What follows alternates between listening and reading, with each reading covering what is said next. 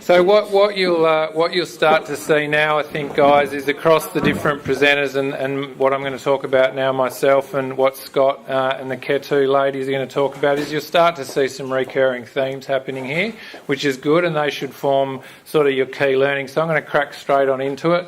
We're obviously a digital and branding agency. How do we differentiate ourselves? By being Shopify experts. But I'm not here to talk about us. I'm here to give you guys some help in creating content that delivers engagement, drives engagement. So I'm going to talk across 3 or 4 sections. I'm going to move fairly quickly, but at the end of each section I'm going to give you some takeaways that should help give you things that you should be able to implement with a degree of success in your own businesses, which is what this is all about. So the first thing I'm going to talk about is the homepage of your websites. So you're when someone lands on your website for the first time, or even when they land repeatedly, that's the first impression of your brand, and you want to create a context for your business really, really quickly. Now, what we mean by context is identifying a niche or the thing that makes you special, or the real focus of your business, or what you're giving someone, or the problem that you're solving them, whether it's squeezing lemons in the most awesome way ever, or creating a Shopify site that's better than the others, or European designer clothes. It doesn't matter, but make that context really clear really quickly and focus on your niche. Don't try and say everything in one go. So I've pretty much covered that. Then what you want to be doing is encouraging the visitors to take a step that pulls them further into your website and engage more. So encourage them to take an action. I'm going to show you some examples. So Flat Tummy Co, you can see with that homepage straight away you can make 2 choices. And I know Scott's going to touch on this, but don't give people too many choices. Make it simple for them. Give them 1 or 2, and then they can make a decision nice and easily. We tend to panic if we have too many choices and don't know which way to go. And you can see it here. I know what I need to do on this page really quickly. It's really obvious, and that will increase your conversion. This one, because it is a Shopify website, but it's not actually transactional. But what these guys are doing really, really quickly is they're making a really strong statement about sustainability, more paper, less plastic. So as soon as what they do is packaging for products, and they're making a sustainability statement really, really quickly, and then expanding on that in the copy here, and then you can go in and browse their products. But their niche is very clear. newhomesguide.com.au. So as soon as you land, whether you're a first visitor or a repeat visitor, the key action that people want to take on this website is right there in front of them. There's no mucking around. They can dive straight in and start searching for home designs, which is what this site's all about. So giving you some examples of first actions that you might want to encourage people to take from your homepage to pull them further into your site. As you saw on the Flat Tummy Co website, a buy now message that's about 1 or 2 very specific products. Now, obviously, it makes sense for those specific products to be the ones that you already know are the most popular products in your business. That's a no-brainer. Hopefully, you can connect the dots there. Discounts and limited offers or something with a time limit is always going to work fairly well. And obviously you're not going to be using all of these at the same time because we don't want to confuse them. But these are some different ideas about making a clear call to action, giving them 1 or 2 buttons to choose from, and then driving them further into the site. Browsing your best sellers. People will always be interested in what everybody else loves. It's kind of human nature. Explore the product categories. Alex talked about the muslin wraps earlier. That's a good example of that. And then finding content. People want content. They want to find content to learn. They want to read. They want help with decision making. So if you can guide them to good quality content that's going to help them make decisions around that space, then that's also another good one to focus on. Free downloads is another version of that.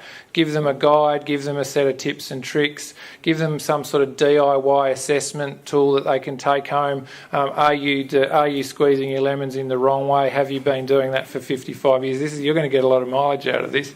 Have you been doing it wrong for the last 55 years? If take home this checklist and discover a great new way to squeeze your lemons and that sort of thing. So takeaways for the homepage. Make your context and position very clear, very fast. Keep it really single-minded and unambiguous. Have 1 to 3 clear calls to actions on your homepage if you can possibly manage it. A lot of sites that we see, there's a little bit too much going on or a lack of direction. You're not really sure where to go. You have to kind of click in the navigation to find your way around the site rather than being sort of spoon-fed a good couple of choices to make. And again, as I just said in the last slide, increase value of the visit, help them out, give them something for free, give them some good quality content that's going to help them in the space that your business is operating in. So I'm going to quickly talk about channels. So starting with the channels on your site, product information is really, really important. People will want to learn about your product, and it's really important to try and find the stories in those products. Ginger Bee obviously has a lot of great stories about her products because they're very beautiful luxe/lush types of products, and they'll have good stories about the ingredients, the exclusivity of the ingredients, the health benefits and all that sort of thing. So if you can give your customers more backstory on the things that you want them to buy, they will engage with that. It's always good to have content around your product when they're looking at the product and the images and being specific about that. Julie was talking about creating content. Yes, it is a mission. It is a job, but it is one that you will get value from, and a lot of it you'll continue to get value from it. So whether you're blogging or publishing the news around your business or helpful articles, this is something that's worth investing in. Do it in a tactical way. Make sure you can manage what you're taking on. And then the download examples. So creating branded assets that they can take down from your website and look at a later date to get value from, reconnect with your brand. Who knows, even share it with their friends and family if it's really good stuff. So guides, case studies, insights, education pieces, and as I said before, DIY tools. So social, we've covered some of this. Obviously, Facebook is an awesome tool for your marketing. Instagram is also brilliant. Both of those are becoming much, much more powerful, and you use them both in slightly different ways. LinkedIn, sometimes for professional services, but a lot of people give LinkedIn the thumbs down. But for some businesses, it is a legitimate channel. YouTube, yes, YouTube's a social media channel, and it can definitely be of high value in terms of holding content, helpful content again, and sending links out to people. Take a look at this video, just like we're going to do with this event. Take a look at this video, hear from our brand, your business. Look at us unpacking it. Ginger Bee could do videos of unpacking or showing a gift pack and how it looks and how it arrives and those sorts of things. It can help a lot around the experience. Snapchat, I'm not even going to go there, and Tinder, I can't even believe I said that word. Start small and be realistic. Like, no one's going to stand here, or no one should stand here and tell you that generating content and creating it yourselves is really easy. It is hard work, but if you start small and then take little steps as you go along, then that's the best way to approach it. Don't look at that list of channels and think, oh my God, I've got to be everywhere. You don't. Like Julia said, choose the right channel. Where are your market going to be spending most of the time? Is it Instagram? Is it LinkedIn? Are they just super professionals? Is it Facebook? Because they're in that slightly different demographic to the Instagram guys. Choose it and be comfortable with the amount of content you're committing to. There's nothing worse than trying to say, I'm going to tackle all these things, and 3 months later you've done nothing, you feel terrible. You're better off taking small steps that you can achieve and growing it when you get comfortable with it. So a really good idea, and again Julia picked up on this, is start with your own blog, because if you spend some time writing 500 or 750 or 1,000 words about a topic that is around your business or the needs of your clients, then you can carve that thing up. Don't think of it as just, oh, I'm going to post it. Carve up that blog into individual social media posts, rewrite a summarised version and turn it into a download, rewrite it as a script and do it as a podcast. So think about these foundational pieces of content that if you can spend, I don't know how long I've been writing for a little while, but let's say 3 or 4 hours writing a blog once a month, but then you can turn that into content for 3 or 4 different channels, and as I say, carve it up and keep distributing it, then you're really starting to get something of value, and you should really think about it in that way. upcycle your content, keep it moving. There's nothing wrong with reposting blogs as long as they don't have a use by date, reposting them again 3 months down the track, particularly the ones that have been popular. In a similar way to Julia can't believe that people don't repost the content of the influencers. People will publish a perfectly awesome blog article, get great engagement of it and just let it slip down their feed. Bring it back to the top, republish it, redistribute it with your socials. And again, start small and simple and build from there. So what is good content? That's a good question, Ben. I'm glad you asked. Something that first of all shows people that you understand your market. That's really, really important. And again, a bit of a common theme here. Alex talked about researching the market from an SEO point of view. You've got to understand the people you're trying to reach. And in a statistical, behavioural sense, as Alex talked about, but also who are they as people? What are they into? What are their needs? What are their questions? What are they looking for? Is it a wedding dress? I'm very tempted to go to the lemon again, but I'm not going to. But think about who these people are and try and understand their needs and what they want around your brand and business.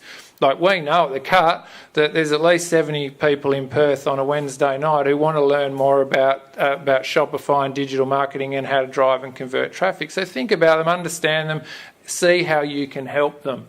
What's motivating them, and kind of step back from the selling idea. You don't want to always be hard selling. In fact, the 10% rule is a pretty good one. Make 10% of your posts about your products and trying to sell and doing an offer, and 80 to 90% where you're helping them with content that they find useful in their lives that definitely has a connection to your products and services but isn't directly about them. So I'm going to give you some case studies to bring this to life a little bit. I had a client that I used with this case study the other day as an example, and I described it to him. So Panasonic Specialist Air Network, they sell air conditioners, right? Wake me up in half an hour when this is over. It's very, very boring. And I said to him, what do you think we publish content about for that client? He said, the kilowatt power of the motors. And I said, no, mate. No, that is exactly what we don't post about this, even though it's somewhat important and might be considered when they're about to make the purchase. In social and content, that's not the place you want to go. So who is the market? What content should they publish? And how can we engage with them? So those questions are specifically for this specialist air network. So the market is mums who want to keep the home warm, cool, comfortable for their family. Does that make sense?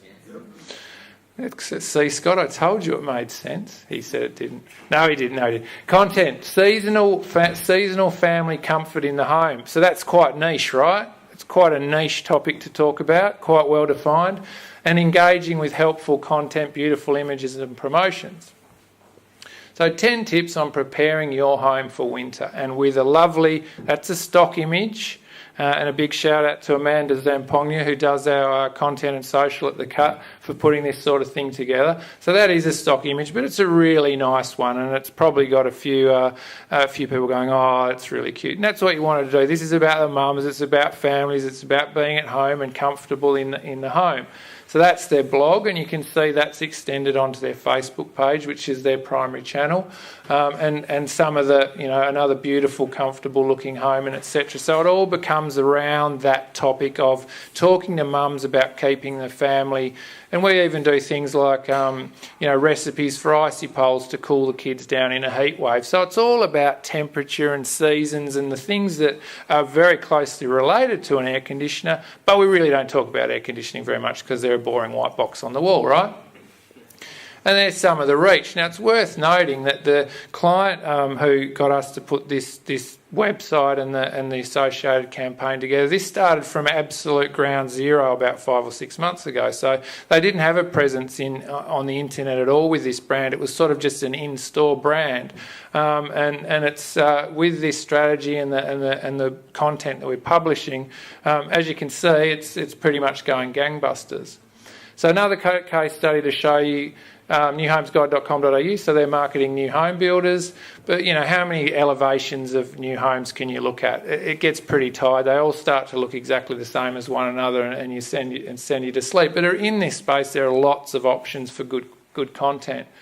And with these guys, it's a really good example. You're building a home, there's a lot to think about, right? There's a lot to think about. The block shape, the council approvals, what's the slab going to be made of, on underfloor heating, roof tiles. It goes on and on and on. So these guys are feeling lost. They want guidance on this. And then around the content, so there's a female skew with this content because they're driving a lot of these decisions, bless them. And so they should, because let's face it, blokes, we're useless, aren't we? So the content, you're talking about colours, materials, floor planning, interior design, gardens, furniture. And then you can see what this sort of stuff looks like in the newhomesguide.com.au blog, and how those topics are around helping these people make decisions, find inspiration and get guidance from the platform. And again, pushing across to their Facebook, some really nice integration there, and you can see the flow of that content and that niche idea around that content that we're delivering for them. Beautiful images, memes and sort of subtly branded quotations can be really, really powerful. It's amazing actually how many hits they get. It surprises me every time, but people really read them, and if it pings them, they hit the like button a lot. So you can see with this business, much longer established, so the numbers are much, much greater than Panasonic Sand, but proportionally doing really, really well around that sort of content. So, you know, growing gardens and herb gardens and succulents and all those sorts of things that might be on trend and you might want to know about if you've just, you're planning to have a new home, a beautiful new home that you want to decorate and take care of in the next year or two. So takeaways on good content. Understand what your market wants to know about. That is really, really, really important. And then think of them as people, not dollar signs. I know it is difficult at times. It's like the cartoon when the cartoon hunter sees the alive chicken as a ready roasted, ready to eat chicken. But they are people, and they do have pretty, genuine needs and wanting to understand things. And if you can sort of start to get your head around that, you can find some strong directions for your content that will work. They will create engagement for your business. So inspire them, help them and answer their questions, and take a less salesy and more helpful approach. Go with the 20-80 rule, where 80 is helpful and 20 is salesy. Content specificity. That's not bad. That's not bad, and I have had 0 beers. Own your niche. So focus in on your business niche to inform your content niche. Does that make sense, given what the other people that we've spoken to tonight have spoken about? So identify what it is in your business that really sets you apart, that makes you that little bit special. It can be quite a small thing. That's why it's called a niche, because it talks about a small space. But the thing is, you want to own that small space. If you want to try and occupy a big space, there's a lot of people operating in it. But if you can find a point of difference or make one up even, you'll have a nice, good platform of uniqueness to drive your content forward on. And it's actually easier to deliver content topics under something specific than it is thinking, well, I've got the whole world to think about here. My business does a whole bunch of things. I'm not really sure where to start. Well, no, you won't be, because you haven't set a direction for yourself. If you can have a good, solid direction on it, it's actually easier to generate that content. Thanks, Mitch. How were they? Are good? Yeah, excellent. So some niche examples. So comfort in the family home. So that's coming back to sand. So these are like really, really short statements, but you can see from what I said before what we can generate around them. You know, we talk about doonas, we talk about pets and air quality, we talk about winter warmers, food in winter and cooling things in summer. Helping first-time home builders, so that's obviously New Homes Guide. Euro designer clothing for children. I just made that one up, but probably there's some businesses in here that are doing beautiful. In fact, the Alex's example of the baby clothing one is probably in and around there. Skateboarding for kids. So, okay, you're a skate shop? Yeah, but yeah, Dave. Rock on, Dave. Our designer's a mad, keen skateboarder, and he's just had a baby girl. But yeah, if you're a skateboarding shop, when you run, we're talking to a client at the moment, they have a skate park underneath and they run skate clinics for really young kids, and it's an awesome niche. It gets parents in there. It's not sort of the rough and tough teenagers down the park after dark smoking God knows what. They take it in a whole new direction. So another good example of a real niche that they've identified. And lifestyle in the western suburbs, which refers to a real estate client of ours. So when you've got your niche, start to list the potential topics that fit under that niche. And that's when you'll start to feel like, I've really got a direction here, and you can think of some things and they all fit. And it's a nice sort of process of piecing together a puzzle. And then start to create your content. Blogs are a good place to start. I mean, I'm a copywriter by trade, so I would say that, but they are. And as I said before, you can create a lot of additional assets out of a blog post. Write your posts from your blog, source your images, record a podcast. Probably not at stage one, but podcasting isn't as difficult as you might think. So takeaways for niche content: identify your business niche, then from that define your content niche and what you're going to talk about, and then under that main heading of your content niche, list your topics that fit under that, fit into that niche, and then you'll be ready to start writing things, and you'll probably find you've got, hopefully you've got 15 to 20 really good ideas there that you can work on, and it'll keep you busy for 6 months or so. Start with your blog articles, and then just like with Instagram, spin that content out into lots and lots of other things, as many things as you can think of. Individual posts, summarise it for documents for downloads, make a video talking to camera about it if you're running a YouTube channel, and etc, etc, etc. Take the core ideas in there and turn that one topic or idea in the blog into a bunch of different content. That's me.